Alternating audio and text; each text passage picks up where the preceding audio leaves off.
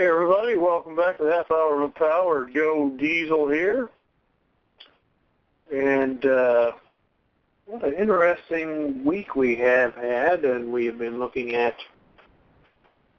we're going to talk about Takashi Miike movies tonight, and if you have seen them, you know how interesting and weird and surreal that can be, and that can make your whole week watching them that way. I think Jesse is here with us. Jesse, there? Yeah, I'm here. I tried to call last week, and same thing happened. I couldn't get through because apparently my phone is possessed by evil spirits. I don't know what it is. Evil spirits? Yeah, I got an exorcist for it and everything. Well, we'll just see how that turns out. We hope that your phone doesn't start running around and killing people. Yeah. You know, one missed call. Yeah, so I just introduced the topic. What do you got to say about this filmmaker to begin with? I mean, is this guy an acquired taste, or does he make a film that there's something for everybody to find, or what do you think? I think he crosses a lot of barriers because he's done films in almost every genre. But okay, whoa! Joe's now playing music. What's going on there, buddy? Whoa! I think your phone. Your phone's ghost has gone into the machine over here. Oh, see? So, get that out of here. All right. Okay, I think we've got that away now. Okay. But yeah, he crosses a lot of genres, but you can always tell a Takashi Miike film, no matter what genre he's playing in, because it's going to be weird. It's going to take you to some place that you thought you'd never go before, but you're always excited when you get there. Yeah, you got that right. So where did you begin when you were watching his films? What was the first one of his you saw? The first one I saw, me and our good friend Dave Patrick were in California, and I was at a Fango Weekend of Horror convention. And I was buying a bunch of, foreign films that you can't get in America. That's what I always do when I go there. And this guy suggested I buy Ichi the Killer. And I was like, well, why is that? He goes, well, if you like gore, then you'll have to watch Ichi the Killer. I'm like, you're wrong. Like, it was almost like he bet, he was daring me. I'm like, I'll watch it. And Dave and I watched it. I brought it home when we watched it. I showed it to you, and it's my first introduction to him, and it's quite the introduction. And it is filled with gore, nudity, semen. So, it's got everything for you. Yeah, it does. That's the first one of his I saw also. You brought it back with you. And I think that's really a good place to start if you want to start watching his movies, just to check them out. Yeah. Because some of the other later ones I've seen just are like, wow, I just don't know if I would have kept watching his movie if I watched that first. And I'm talking about like Visitor Q or something like that. I don't know. I love Visitor Q. I like Visitor Q, but Visitor Q, compared to Ichi's out there, but Visitor Q's a little bit farther out there. Yeah, Visitor Q's, is super out there. Ichi the Killer, it's hard to say it's mainstream because, my lord, Joe, some really weird crap happens in that film. It does, and it is hard to say which, you call it mainstream, like, yeah. It's hard to categorize his movies. It really is. Like you're saying, that Audition may be the one that got him on the map, would you say, or the one that crossed over the most? I would say that. It's the one that most people know of as a movie is Audition. A lot of those movies don't get much play over here because, well, not only are they foreign films, but like we said before, they're very, very weird, and I think a lot of companies don't want to take a chance on his brand of cinema, which I don't know why. He is the most original filmmaker working right now. I can't think of anybody who does anything he does. Yeah, I agree with that. So we're talking a little bit about Ichi the Killer. Now, it's from what I understand, it's based on a Japanese comic book. Is that right? Right. That is correct. It's based on Ichi the Killer. It's what the comic is called. Of course, it has a Japanese title. It's not called Ichi the Killer over there. You know, it's called like Karuma 1 or something like that, I believe, because Ichi means one. Yeah, and it's plot really is fairly straightforward. Let's a little rundown here. A sadomasochistic, okay, I guess that ain't so straightforward. Sadomasochistic Yakuza enforcer searches for his missing boss. He comes across Ichi, a repressed and psychotic killer who may be able to inflict levels of pain that the Yakuza enforcer has only dreamed of.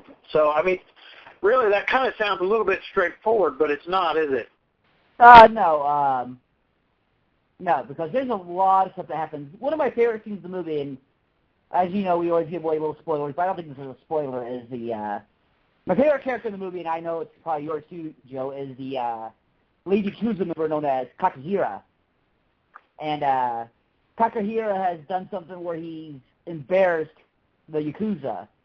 So in his way of showing remorse for it is he cuts off his tongue. Like the top piece of his tongue. And as his tongue falls to the floor, he gets a cell phone call. He gets up, starts on this call like nothing's happened. Like cutting off that piece of his tongue meant nothing. Yeah. When trying to describe Takashi's movies to people, I just tell them, you know, you just got to think of anything that would be in a movie that you wouldn't put in a movie or you don't think you would see in a movie will be in his movies. Right, yeah. The weird thing is when you think, oh my God, how much further can this go? And then it goes further. Like, oh, I guess we hadn't reached that limit yet. He doesn't have a limit. I remember we were all watching Visitor Q, and we were talking about that type of thing, and we're saying, you know what, it would be really funny if this happened and this happened. And then we shouldn't have been surprised that what we had just talked about did happen. Yeah. You remember that? I'm not going to describe that, but... No. This is a family show. We can't describe Visitor Q in any form, in any way. But just to say that with that movie, he made John Waters look like a wimp. He did. I could name the plot here real quick if there is. Let's see. This is according to IMDb. A troubled and perverted family find their lives intruded by a mysterious stranger who seems to help find a balance in their disturbing natures. So, yeah. And they tried to describe that plot. It doesn't really explain what happens in a movie. A lot of the times when you're watching these movies, you're like, what's that mean? Whoa. Don't do that.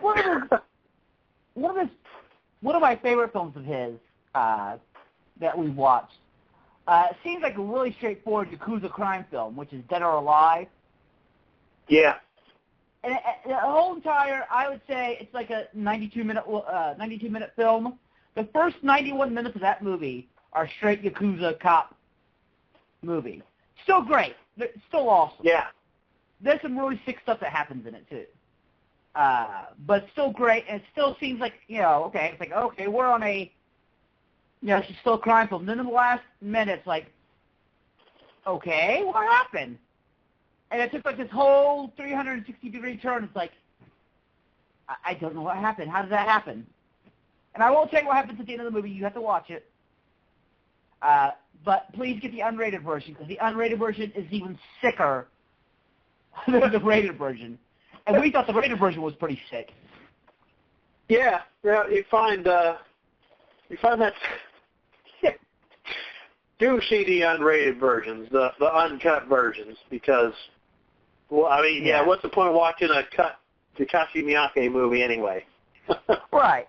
Now, we have said that, I mean, I don't want to say that all he makes is, like, kind of sick and kind of a little bit more perverted films, but he's made some really, like, classy drama films, too.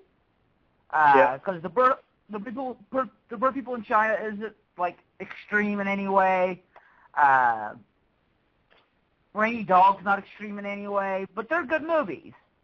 But he seems to relish the weird more than he does other kind of genres. Like, you talked about the Audition being the film that put him on the map. 13 Assassins, which is a more recent film, 2010, has really brought him a lot more acclaim in the world. I don't know why he's not still making, he seems to not still be accepted in America very highly, but 13 Assassins, everybody loved that movie. It's a fantastic movie. If you haven't seen it yet, go out and see it. It's bloody, very, very bloody, but it's also beautiful to watch. No, I have not seen that one. You have not seen 13 Assassins? No, I mean, I believe. If you look at this guy's filmography, I mean, you're going to have to make a mission to see all his movies. He has got a lot. Yes. Right? I'm just looking through the filmography here on IMDb, and he's been making movies consistently since 1991. Some of them are just straight-to-video movies. What they call that in Japan, V cinema? V cinema. Yeah. But they don't have all he started out, what's that? They still don't have all of them listed. He's directed Probably over 100 films. Yeah. So there's a lot there. There's a lot, and like you said, there's a lot of different genres in there that he's done. Mm-hmm. Yeah. But, there's what we like and what, the rest of the world likes, too. But I would say his two most films that are seen here are Audition and 13 Assassins.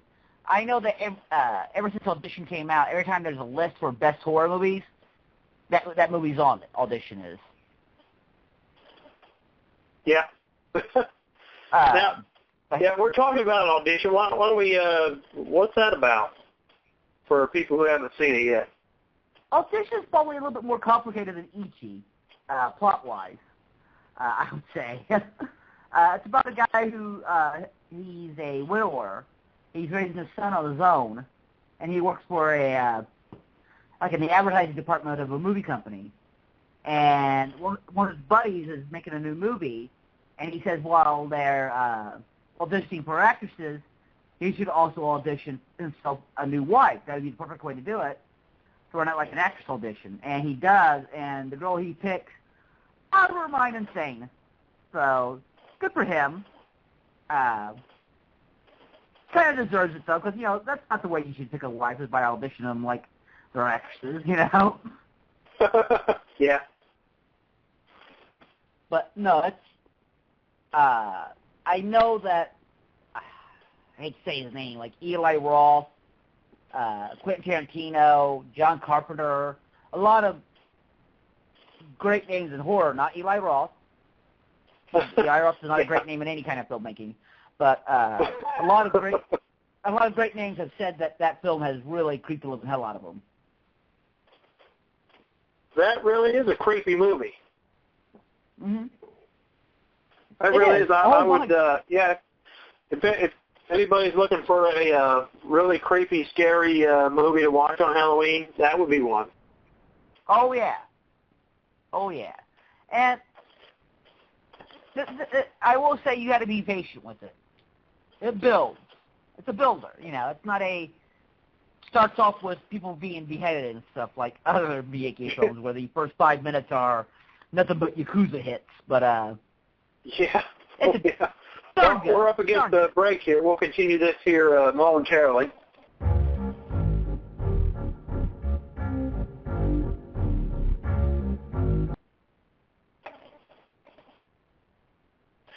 David Lynch, David Cronenberg, Takashi Miike. People watch their movies, and all they can say is WTF.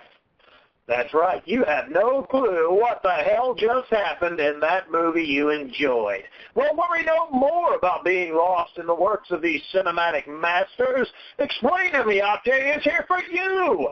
We will take the plot and weirdness and explain them to you with no problem. Why did that guy turn into another guy in Lost Highway? We've got the explanation for you.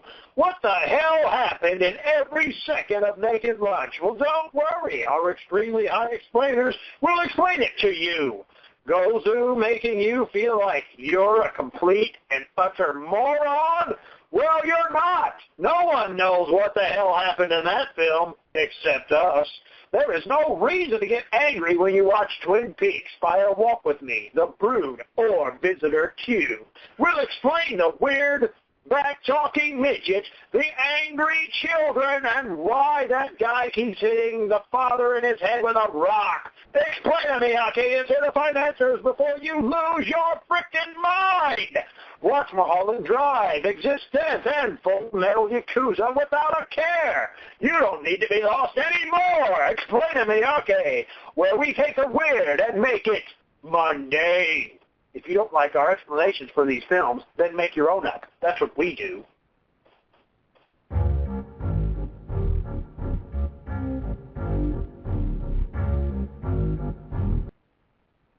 All right, we're back, and we're talking about the films of Takashi Miike. So, Audition is one to check out, and that actually might be a good place to start for people who are trying to check out his films. What'd you say? I would say that it's one of the good starts. I would probably say start off with 13 Assassins. It's probably his most mainstream film, I would say, is 13 Assassins.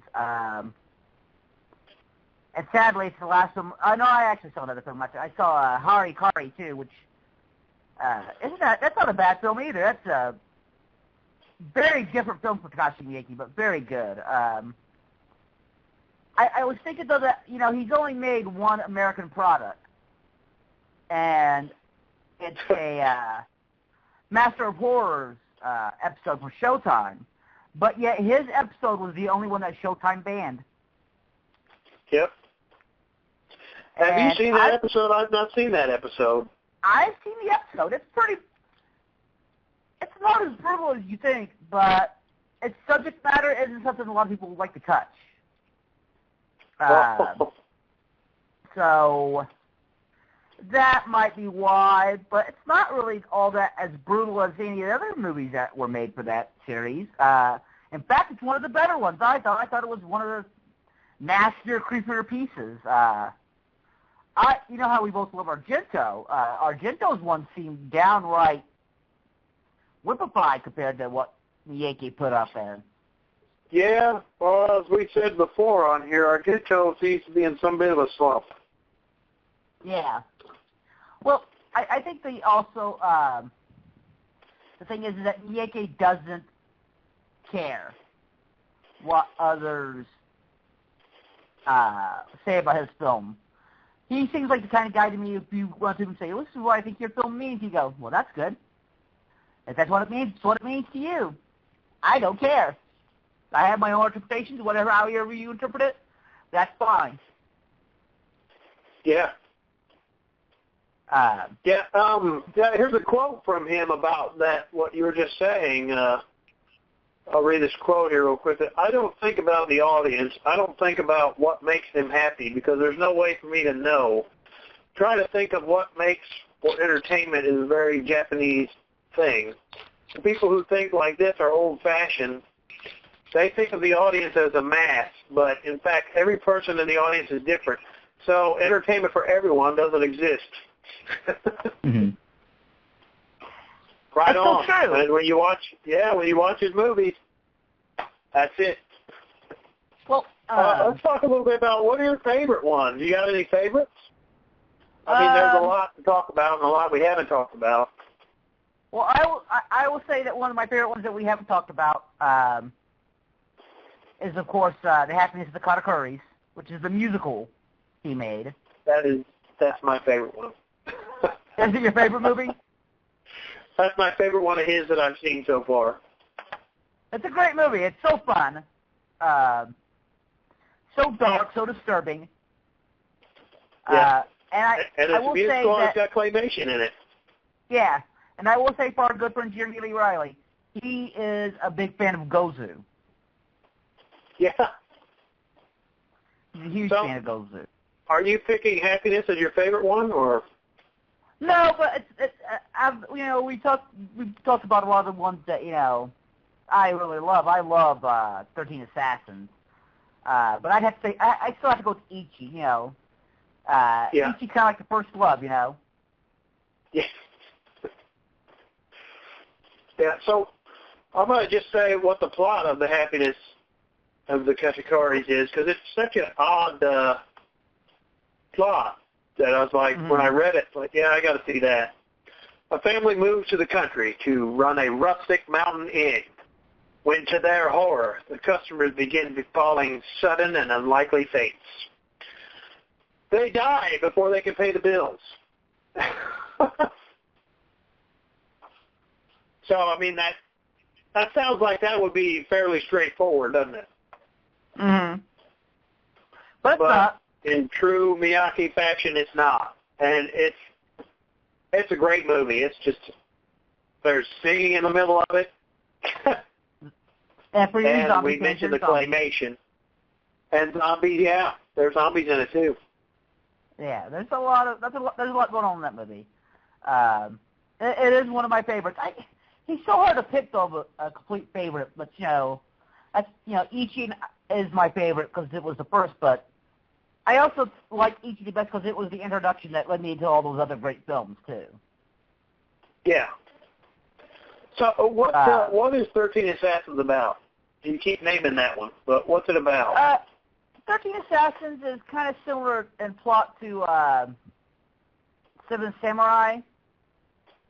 A group of assassins come together for a suicide mission to kill an evil lord. And, they do. They come together and they go kill crazy. It's fantastic. I saw it on demand when I had my friend Jeremy. And Jeremy, I always say he's the biggest nitpicker of us all when it comes to films. Yeah. He loved it. So I knew then, I'm like, well, wow. I love it. He loves it. Miyake's really hit something here. Yeah, wow. Yeah. I'm looking forward to seeing that one. Yes. Well, he's got some films here, Joe, that I haven't seen. Newer films that I want to see Shoulder Straw. I want to see Over Your Dead Body. As the Gods Will, Yakuza Apocalypse. They all sound great. He's even made a movie called Ace Attorney. How could I not watch that? That sounds fantastic. Ace Attorney.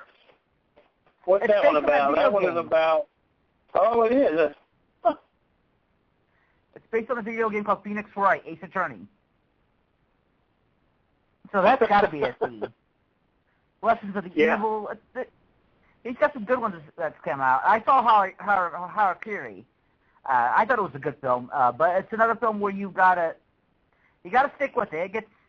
It's a builder too. It builds to something great. Yeah. I'm looking at this title here, one called Zebra Man 2, Attack on Zebra City. Yeah, Zebra Man is a superhero movie. There you go. So, for the superhero fans, he made superhero movies. Yeah, Zebra Man is a superhero. Have you seen Zebra Man? No. It's very, I want to say the word, it's very meta. Okay. Because it's based on an old Japanese TV show called Zebra Man. Okay. And in the movie, the show was the show. And this guy his son believes so much that his dad could be a superhero, and his dad loves Superman so much, he kind of just becomes Superman.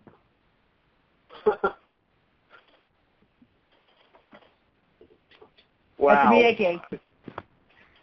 And it's good. It's not bad. Like I said, he crosses all kinds of genres. He's in superhero films. He did a Western, Sukiyaki Western of Django, which has Quentin Tarantino in it. Gozu, which, like I said, our friend Jeremy loves. And he's even done an anthology with two other fantastic Asian cinema directors, Chan Wook Park and Fruit Chan, for the movie Three Extremes.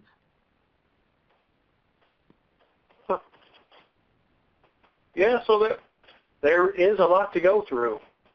So what is Gozu about? We've mentioned Gozu quite a bit. What is the plot? Can you mention the plot for that? I know that's hard. It is hard to do. I'll say this. In the opening, which is one of my favorite openings of any film ever, these Yakuza guys are sitting around, talk about sending these two guys. I'll call them the lieutenant and his subordinate. And the lieutenant is sitting there listening to the meeting about how they got to go to this small village. And he's looking outside, and there's this woman with his poodle. And he looks at his boss and goes, that poodle is a spy for the other Yakuzas. And they're like, why? He goes, that dog out there, he's spying on the other Yakuzas. And he goes out there and he basically murders the dog because he thinks the dog is a Yakuza spy. If you don't see the film based on that, then you do not like film. I remember that. Yeah. It's a fantastic scene. Like I said, our friend Jeremy loves that movie. God bless you. Yeah, it's hard to sum all this up, isn't it? Yeah, he's impossible to pin. You can't put a pin in him and go, that's Takashi Miike.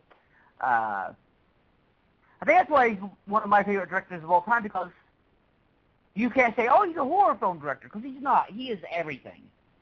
He's covered so much ground. It's you can't pin him down. It's just impossible to do. Yeah, absolutely, 100% agree with that.